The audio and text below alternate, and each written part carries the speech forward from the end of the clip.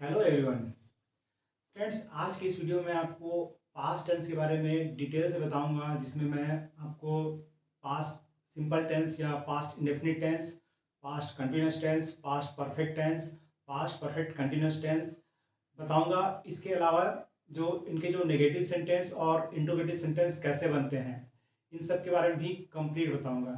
तो वीडियो को लास्ट तक देखिए और स्टार्ट करते हैं पास्ट सिंपल टेंस से, या पास्ट इंडेफिनिट टेंस भी जिसे कहा जाता है। राइट। आप सेंटेंस को पहचानेंगे कैसे कि ये पास्ट इंडेफिनिट टेंस है? तो सेंटेंस के लिए आप इसे ऐसे समझें कि आपने जो काम जस्ट किया, राइट, जैसे आपने इंग्लिश सीखा, आपने खाना बनाया, आपने क्रिकेट खेला, आपने कोई काम किया, राइट, आया गया, लिया दिया, उठा बैठा, सीखा सिखाया। तो इस तरह के जो सेंटेंस में सेंस आएंगे, उनके लिए हम पास्ट इंडेफिनिट टेंस यूज करते हैं।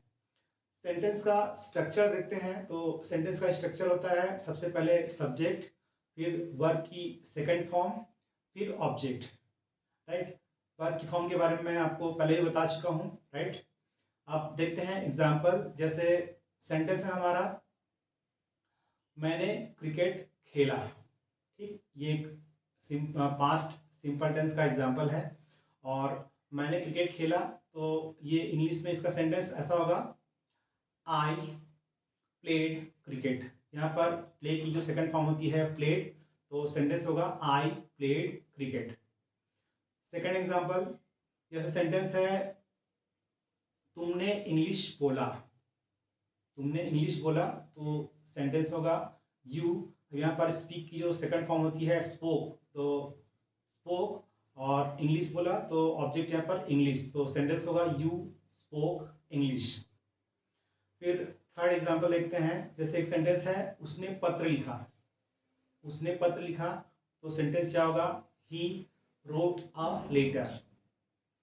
फोर्थ एग्जांपल, हमने काम किया। हमने काम किया, तो यहाँ पर हमने के लिए हम वी यूज करेंगे और सेंटेंस हो जाएगा वी वर्ड। यहाँ पर ऑब्जेक्ट कुछ भी नहीं है, तो सेंटेंस केवल होगा वी वर्ड। राइट। अब इन चार सेंटेंस से ही हम पूरा जो है पास्ट टेंस सीखेंगे। इन चारों सेंटेंस का ही नेगेटिव और इंट्रोगेटिव सेंटेंस बनाएंगे, और जो पास्ट टेंस के जो दूसरे जो टेंस हैं वो भी सीखेंगे। राइट। तो इनका जो नेगेटिव सेंटेंस है वो देखते हैं। जैसे फर्स्ट सेंटेंस था मेरा, मैंने क्रिकेट खेला। इस सेंटेंस का नेगेटिव सेंटेंस क्या होगा? ये होगा, मैंने क्रिकेट नहीं खेला। राइट। मैंने क्रिकेट नहीं खेला। और नेगेटिव सेंटेंस बनाने के लिए हम यहाँ पर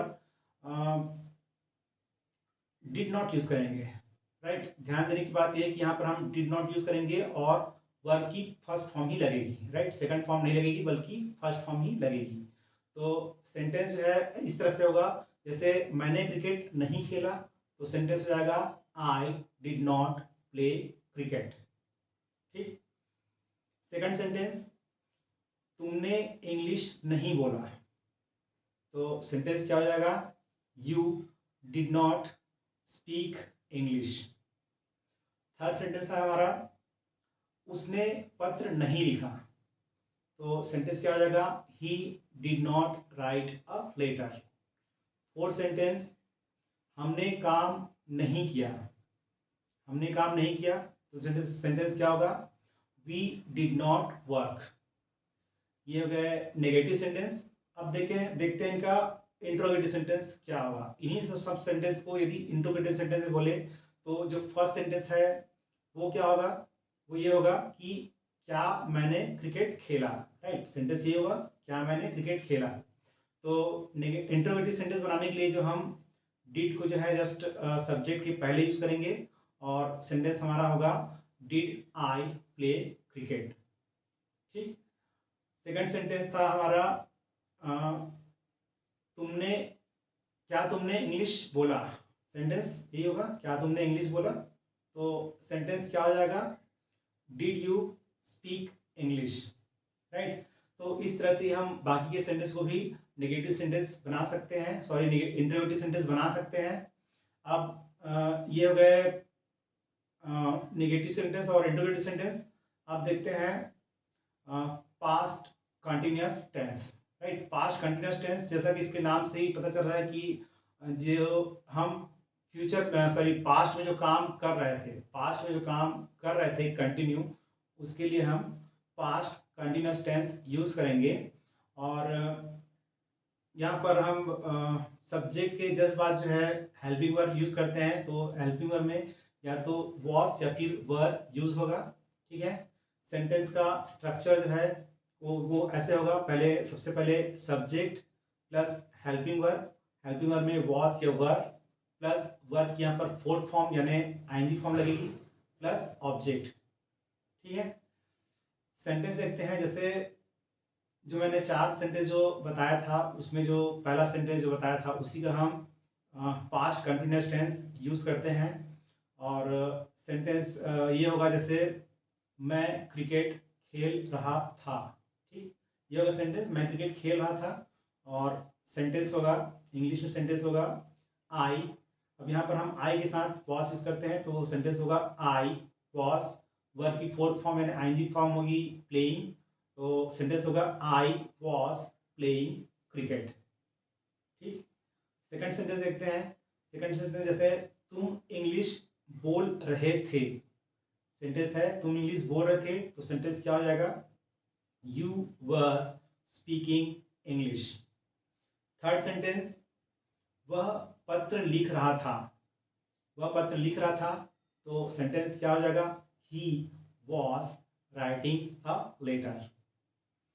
फिर फोर्थ सेंटेंस है हमारा, हम काम कर रहे थे। राइट, ये सेंटेंस हमारा, हम काम कर रहे थे, तो सेंटेंस हो जाएगा हमारा वी वर वर्किंग। सेंटेंस हो जाएगा वी वर वर्किंग। अब ये हो गया हमारा पास्ट कंटिन्यूअस टेंस के अफर्मेटिव सेंटेंस। अब इनका नेगेटिव सेंटेंस देखते हैं। तो नेगेटिव सेंटेंस में हमारा सेंटेंस जो है, फर्स्ट सेंटेंस उसका नेगेटिव सेंटेंस क्या हो जाएगा, जैसे मैं क्रिकेट खेल रहा था, तो उसका नेगेटिव सेंटेंस क्या होगा, मैं क्रिकेट नहीं खेल रहा था। ठीक, मैं क्रिकेट नहीं खेला था, तो नेगेटिव सेंटेंस बनाने के लिए हम जो हेल्पिंग वर्ब है उसके जस्ट बाद नॉट यूज करेंगे और बाकी पूरा सेंटेंस वैसे ही रहेगा। तो हमारा फर्स्ट सेंटेंस जो है उसका नेगेटिव सेंटेंस जो है वो ये होगा, I was not playing cricket. Second sentence हमारा नेगेटिव सेंटेंस होगा, तुम इंग्लिश नहीं बोल रहे थे। ठीक है, तो सेंटेंस क्या हो जाएगा, you were not speaking English. Third sentence, वह पत्र नहीं लिख रहा था, तो सेंटेंस हमारा होगा he was not writing a letter. Fourth sentence था हमारा, हम काम नहीं कर रहे थे, तो सेंटेंस हो जाएगा we were not working. Right, ये हो गया हमारा नेगेटिव सेंटेंस।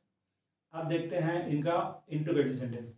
यदि इन्हीं सब सेंटेंस को इंट्रोगेटिव सेंटेंस में बोले, तो पास्ट कंटिन्यूअस टेंस में ये नेगेटिव सेंटेंस जो है ऐसा हो जाएगा, इंट्रोगेटिव सेंटेंस ऐसा हो जाएगा, जैसे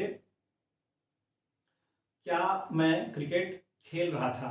राइट, यही होगा, क्या मैं क्रिकेट खेल रहा था, तो सेंटेंस हो जाएगा was I playing cricket.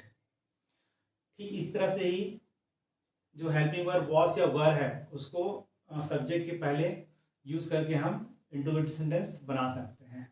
Right, तो ये हो गया इंट्रोगेटिव सेंटेंस। अब आते हैं पास्ट परफेक्ट टेंस। तो पास्ट परफेक्ट टेंस में हम पहचानें कैसे कि सेंटेंस क्या होगा। तो जो हमारा जो प्रेजेंट परफेक्ट टेंस है उसी का जस्ट अपोजिट है पास्ट परफेक्ट टेंस। राइट, जैसे प्रेजेंट परफेक्ट टेंस में काम हो चुका है, तो उसी का जस्ट अपोजिट जो है काम हो चुका था। ठीक है, हमारा काम जब हो चुका था तो उसके लिए हम पास्ट परफेक्ट टेंस यूज करेंगे।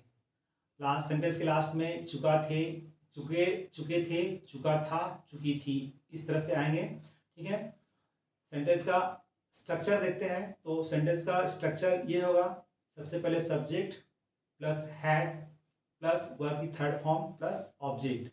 अब यहाँ पर हमारा सब्जेक्ट कुछ भी हो, यहाँ पर केवल हैड ही लगेगा और वर्ब की थर्ड फॉर्म लगेगी। जैसे प्रेजेंट परफेक्ट टेंस में हम हैव या हैज यूज करते थे, तो यहाँ पर सिर्फ हैड यूज होगा।